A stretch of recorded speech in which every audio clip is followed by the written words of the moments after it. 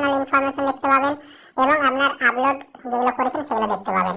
এবার প্রোফাইলে আসবেন, প্রোফাইলে আসার পর নিচের দিকে স্ক্রল করবেন, এখানে আপনার ছবি দেখতে পাচ্ছেন, এখানে ছবি আপনি কিন্তু চেঞ্জ করতে পারবেন, সিগনেচারটা চেঞ্জ করতে পারবেন, যদি ছবি সিগনেচারে কোনো ভুল হয়ে থাকে সেগুলো আপনি পরিবর্তন করে নিতে পারবেন। এছাড়াও জেনারেল ইনফরমেশনে ক্লিক করে এখানেও কিন্তু বেশ কিছু জিনিস চেঞ্জ করা যাবে।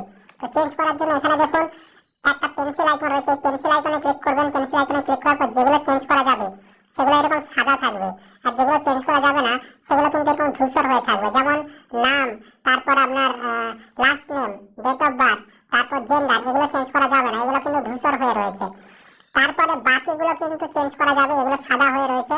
যেমন আধার নাম্বার, ব্লাড গ্রুপ, সিঙ্গেল না ম্যারেড, কম্পিউটার আপনার রয়েছে কি নেই শেখা সেটা, এগুলো কিন্তু পরিবর্তন করা যাবে। তো যেগুলো আপনি পরিবর্তন করতে চান সেগুলো আপনি এখানে পরিবর্তন করতে পারবেন, সেগুলো আপনি এখানে সিলেক্ট করে আপনার পছন্দ মতো আপনি করবেন। তো আপনি ক্লিক করার পর নিচে সেভ বাটনে ক্লিক করলে কিন্তু আপনারা নতুন যে তথ্যটা আপডেট করতে চাইছেন সেটা সংশোধন হয়ে যাবে।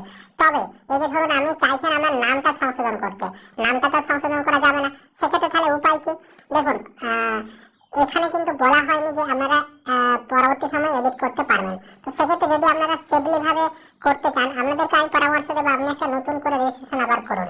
নতুন করে রেজিস্ট্রেশন করার সময় আপনারা শুধু ফোন নাম্বারটা আলাদা দেবেন, ঠিক আছে? বর্তমানে যে ফোন নাম্বার দিয়ে রেজিস্ট্রেশন করছেন সেই ফোন নাম্বারটা বাদে অন্য একটা বাড়ির কোনো ফোন নাম্বার দিয়ে আপনারা রেজিস্ট্রেশন করুন এবং রেজিস্ট্রেশন করার সময় যেটা আপনি করতে চাইছেন মানে সঠিকভাবে সঠিক সমস্ত কিছু দেখে রেজিস্ট্রেশন করুন।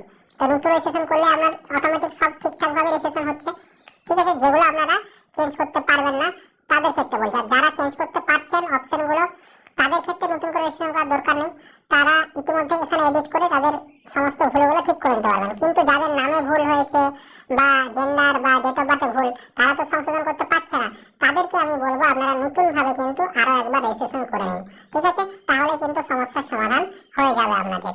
আরেকটা বিষয় অনেকেই প্রশ্ন করেছেন, একজন আবেদনকারী কি একাধিক ডিএলএসসি তে আবেদন করতে পারবে? মানে একের অধিক যে ডিএলএসসি মানে বিভিন্ন জেলায় জেলায় যে পদগুলো বেরোবে তাতে কি আবেদন করতে পারবে? এখানে উত্তরে বলা হয়েছে হ্যাঁ, একজন আবেদনকারী একাধিক ডিএলএসসি তে আবেদন করতে পারবে।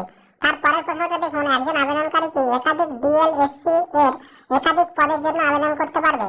হ্যাঁ, সমস্ত শর্তাবলী পূরণ করলে একজন আবেদনকারী একাধিক ডিএলএসসি তে একাধিক পদের জন্য আবেদন করতে পারবে। এর মানেটা কি? এর মানেটা হচ্ছে আপনি কিন্তু আপনার যে জেলা, তো সেই জেলা বাদে অন্য জেলার ভ্যাকান্সিতেও আবেদন করতে পারবেন, ঠিক আছে? এখানে বলে দেওয়া হয়েছে একজন আবেদনকারী একাধিক ডিএলএসসি তে আবেদন করতে পারবে, সেটা কিন্তু বলা হয়েছে যে হ্যাঁ, একজন আবেদনকারী একাধিক ডিএলএসসি তে আবেদন করতে পারবে। তারপর বলেছে যে একাধিক পদে আবেদন করতে পারবে কিনা। পদ মানে ধরুন অনেকে রয়েছে পঞ্চায়েতের অ্যাসিস্ট্যান্ট, আবার পিয়ন রয়েছে, হ্যাঁ, এভাবে অনেকগুলো পদ, মোট 19টা পদ বেরিয়েছে।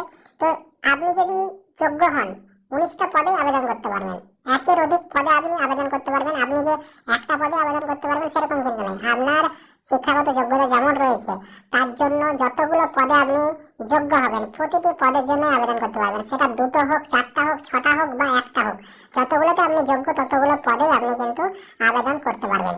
এবার সব থেকে গুরুত্বপূর্ণ কথা হচ্ছে কবে এই আবেদন শুরু হবে। আপনারা জানেন বর্তমানে এখন শুধুমাত্র প্রোফাইল বানানোর কাজ চলছে। এই প্রোফাইল বানানোর কাজ এখন চলার পর কিছুদিনের মধ্যেই, আশা করা যাচ্ছে এই মার্চ মাসের মধ্যেই আবার একটা বিজ্ঞপ্তি প্রকাশ হবে এবং বিজ্ঞপ্তি প্রকাশ হলে সেখানে কিন্তু আবেদন কবে থেকে শুরু হবে, হ্যাঁ, কতদিন আবেদন চলবে, সমস্ত কিছু কিন্তু দেওয়া থাকবে। তো যখনই এই ব্যাপারে আপডেট আসবে আমাদেরকে আমরা জানিয়ে দেবো। আশা করা যায় এই মার্চ মাসের মধ্যেই কিন্তু আমাদের যে পদের আবেদন বিভিন্ন পোস্টে সেই আবেদনগুলো কিন্তু নেওয়া শুরু হয়ে যাবে। এটাই ছিল আপডেট। আশা করি আপনারা ভিডিওটা বুঝতে পেরেছেন। ভিডিও ভালো লাগলে লাইক করবেন, ইউটিউব থেকে দেখলে চ্যানেলটি সাবস্ক্রাইব করতে ভুলবেন না।